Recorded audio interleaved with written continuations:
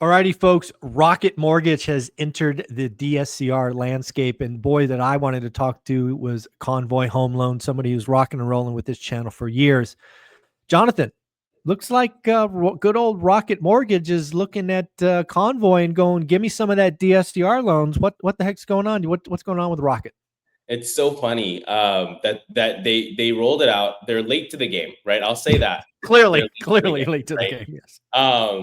Because Rocket Mortgage obviously is a big lender in the space, and as we know, big lenders don't always mean best terms, right? Oh, Big rarely yeah, in best terms. yeah. So in terms of the way that the market has shifted since then, nothing really happened, right? Because we all know there's another lender called UWM, who Rocket and UWM are always kind of in fights with each other, right? Sure. And UWM has been doing DSCR for a while. However, DSCR and non-QM in general is very, very small part of their actual selling portfolio. Why? Because their focus is mostly conventional and FHA and VA.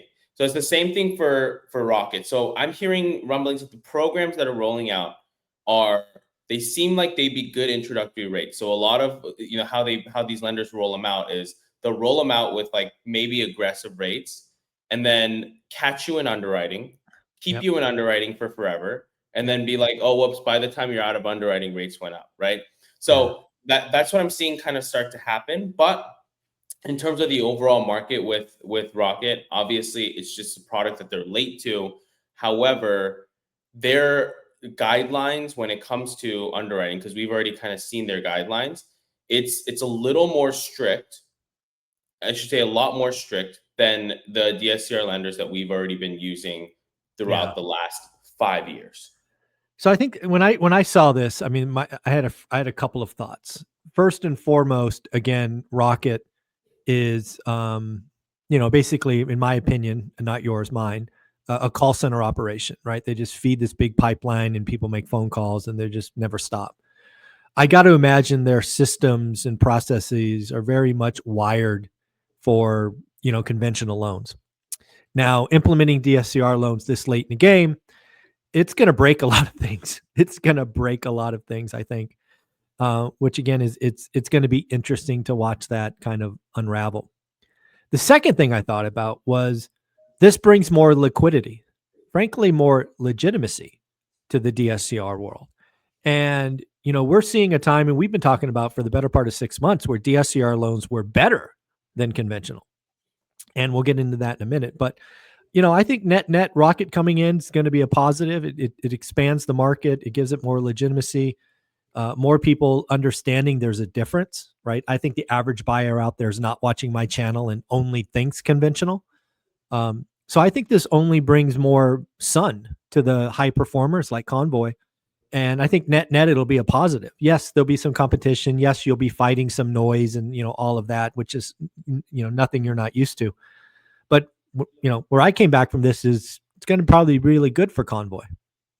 Yeah, and I think the legitimacy, like you said, is good. The way that Rocket is set up when they are rolling out these products, the reason it takes so long is because they want to have a secure buyer for these loans, right? And when they understand and they actually secure the buyer, then it's, like you said, more legitimacy in the sense of we actually have someone that's willing to buy in big packages. Because I think when DSCR loans, obviously, as you remember, like going back 3-5 years, right? Yeah. We've had it exit the market almost like 4 times in the last 5 years. I remember. And not everyone knows that or realizes that. But why did that happen previously? It's because there was not enough buyers for these loans at the correct weight average coupons to the market. And so it went out. So yes, it creates a little more legitimacy. Now, what I'm curious about is, will it actually help the non-QM DSCR market create a stronger footing? Because once a company like Rocket gets involved and someone else gets involved, the buying pool might also shrink, right? Because there's the appetites, the appetite's not there. Okay. Exactly. So I mean, we'll see how it plays out, but that's why I talk about the methodology of when new DSCR products roll out from these big lenders, how they have these pools of loans written at terms that seem untouchable and then are flipped later. A lot of it has to do with the way that the buyer pools are set up when they're trying to sell the loans, right? Got it. So it's just something I tell everybody just as a precaution, because I have no problem, losing loans to Rocket or whatnot if it happens, right? But it's just more so buyer beware Right. of kind of everything that's happening with the market itself. And I think, again, like you said, it'll create a little more legitimacy to the market, but it's just something that I think DSCR is a great opportunity if you know how to use it. My worry is it starts going to the people that don't know how to use it, Oh, and then that yeah. increases default rates, does all that stuff that kind of makes it a non-favorable product for the rest of Yeah, us. I saw that again. What I read this morning was they're going to go down to a DSCR of 1. I'm like, oh my god, what are you doing? Why are you starting so low? Right, you haven't even cut your teeth yet, and you're going right to the red line. That just seems like a bad idea to me. But anyways, we'll move on from Rocket. It's always nice to check in with you. What's the latest and greatest on DSCR rates? Last time we heard they're below conventional, but what's what this week? Still below conventional, and I think Wow. people are I think missing out if they're not looking at DSCR as a viable option to purchase and refi. Just because conventional loans, primary residences, if you're doing like a minimum down payment, you're somewhere in the high fives, low sixes right now, right, on a 30-year fixed. DSCR with 20% down, you're somewhere in like the mid sixes. If you do 25, you're in the low sixes, right? I'm talking with a 3 or a 5-year prepay. And then what's even crazier is, as we were kind of talking before we hopped on the camera, like I'm starting to write a lot of these DSCR arms, right? Again, it's qualified 2% above the starting rate, right? So that's where the safety net kind of comes in. And now we're kind of in this position where arms 2 years ago, when rates were slightly higher across the board, the 2% above the starting rate, if it started at like a 575, was or back then was actually more like a 6.7 or 8.775. That made it disqualify a lot of properties. Now that the starting rate's more like 575, it actually helps you buffer for a little bit, but also helps qualify more properties for these lower rates. And I was blown away yesterday when I submitted a couple where the client, I opened up the rate sheet, went through the scenario, and 5 1/8 was available, 5.125 Wow. Jeez. on a 7-year fixed arm DSCR, right? 7-year period, the client's expecting I only want to keep it for 3 to 5 years. No prepay, in personal name, limited to certain states. However, 5.125 was only a 2.5% buy down to Not get bad. to. Yeah, and depending on the loan amount size, right? It's not something I'd recommend for all loan amounts, but depending on the loan amount size, it's a differential in the payment between like 300 to 400 to $500 a month. Right. Yeah, for sure.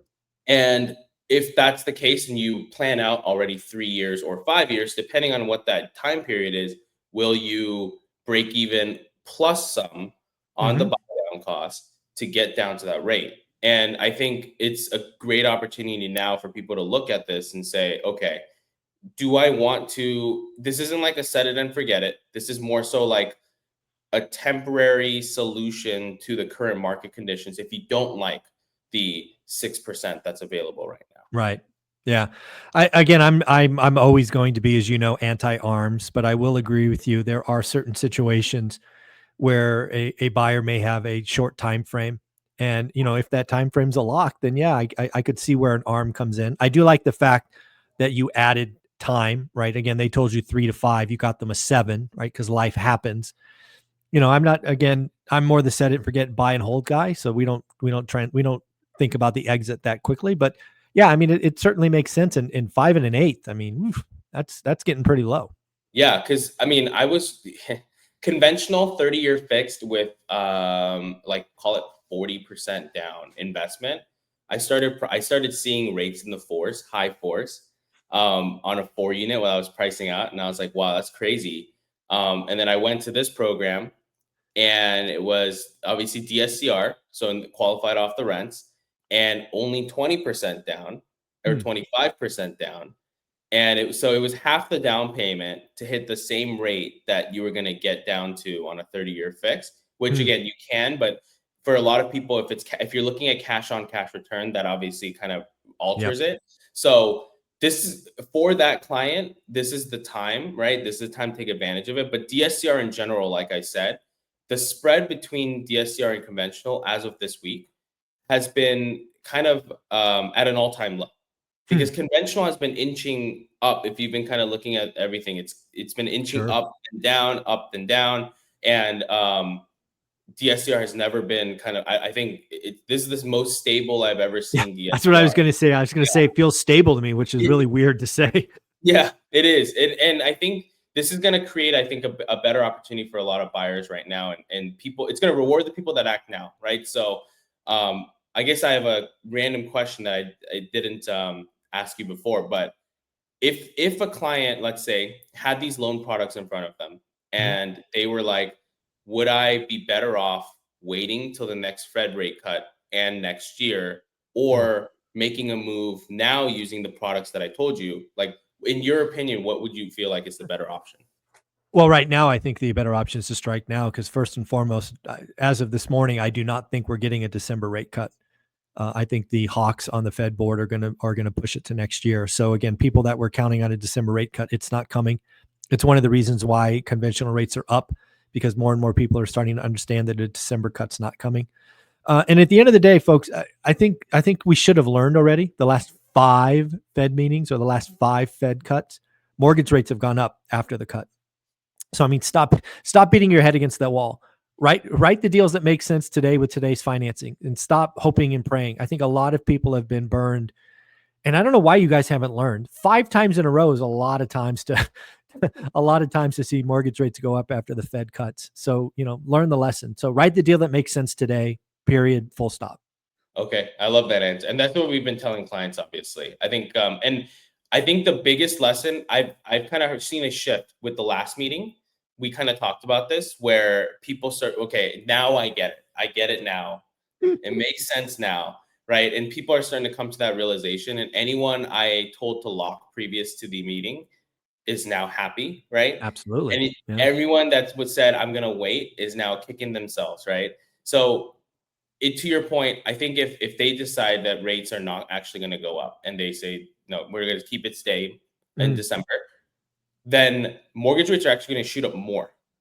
Good. I think is what people, and I think going into January and next year, there's going to be a lapse in opportunity. Right now, it's the little bit of the window in opportunity to be able to take advantage of purchasing, refinancing, right? Because if you have anything in the 8s, 9s that you got in the last 2 years, let's go. This is the time, right? Lock it in, forget it. So, totally that's my point. Yeah, and the last thing I'll say about purchases, just to close this out, I keep reminding people that most of my deals were between Halloween and New Year's Day. Take advantage of this time. You still have time to lock it up now, get a great price, get seller buy downs, have them get you down to 5 1/8, have them pay the points, and try to close this year. Again, the best time to buy is when nobody's shopping. And boy, between Thanksgiving and New Year's Day, no one's shopping. So I tell my folks, get to work. Absolutely. Where can people find you, Jonathan? Go to convoyhomeloans.com and let us know you came from ORAT. Again, folks, tell them in the little drop down where you hear me from. Say ORAT. That gets you immediately to this fine gentleman or his partner, Dustin. Otherwise, you go in a queue, and you don't like that. You want to go to the top. Thanks, guys. Take care. Thank you.